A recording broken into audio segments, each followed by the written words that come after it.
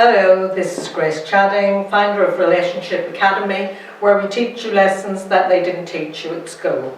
And today I'm going to talk about emotional intelligence. Now, they definitely didn't teach that at school. So I'm just going to do a brief overview because there's lots of aspects to emotional intelligence. So I'm just going to give an overview of the different aspects today. But before we do that, I'm going to look at a definition. Now, this definition is by Peter Salovey, and it's Daniel Goleman is most popularly known for writing about emotional intelligence, but he writes mostly to the academic audience. Peter Salovey wrote more for the average person. So how he defined emotional intelligence was, it's the ability to monitor one's own and the others' feelings and emotions. Notice, own and the others' feelings and emotions, and to discriminate among them, and to use this information to guide one's thinking. So there's different elements to that definition. So it's to monitor one's own and the others' emotions and feelings, to discriminate among them. Now, discrimination is an important factor there, but I'm not going to go into that right now. And then there's no point being able to read that information and even discriminate if you don't use the information to guide how you think and ultimately then how you behave. So that's a working definition of emotional intelligence. So now we're going to look at the aspects of it, and you'll see that there's 9 aspects here. And as I go through them, it'll become apparent to you that really emotional intelligence is about your relationship with yourself. It is about how you are in relation to you. And basically, it's about having personal mastery, really. So the first 3 are about self-awareness. Now, there's a lot of aspects to self-awareness.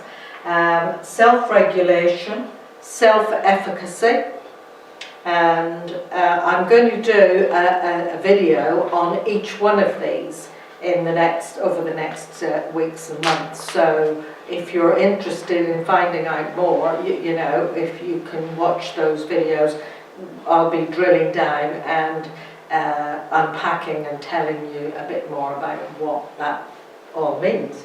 So then it's about having an optimistic attitude.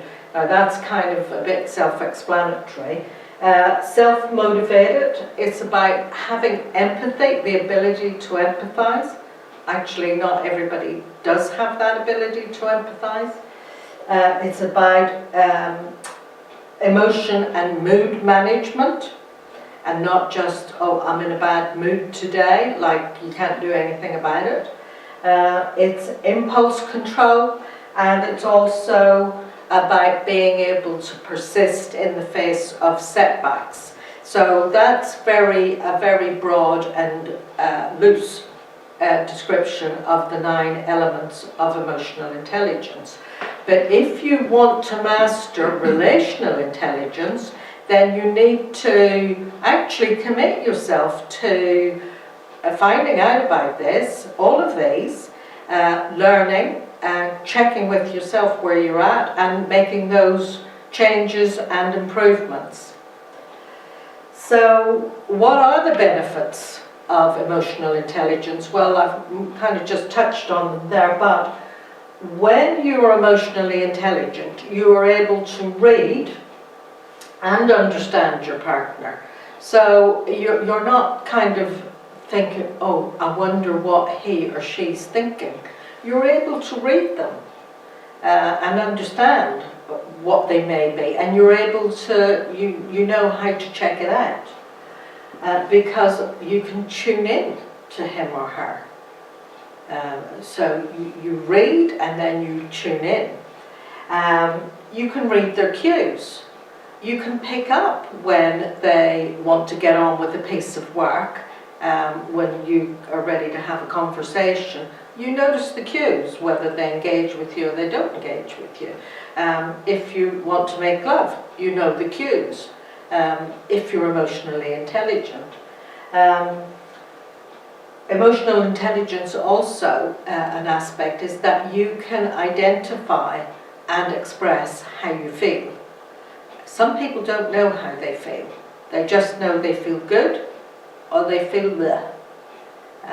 If you're emotionally intelligent and relationally intelligent, you know whether you're feeling angry or anxious or excited or frightened. You know what the different emotions are that you feel, and also you're able to say, this is how I'm feeling right now. I feel a bit frightened. I'm not sure what that's about, but you're able to talk it through. And like I said before, you can persevere in solving setbacks in the relationship, whether that's in work or with an employee or a colleague or in your personal relationship. You just don't throw the towel in when something gets difficult. You persevere with it. So that's the basic aspects of emotional intelligence and the benefits of it. The good news is that emotional intelligence can be learned. So the series of videos that I will be producing in the next weeks and months will be teaching you all of these different aspects. So I would encourage you to tune in and watch those, because it will definitely, it's guaranteed to make a difference in your relationship with yourself and of course then your relationship with other people. Thank you for listening. Bye for now.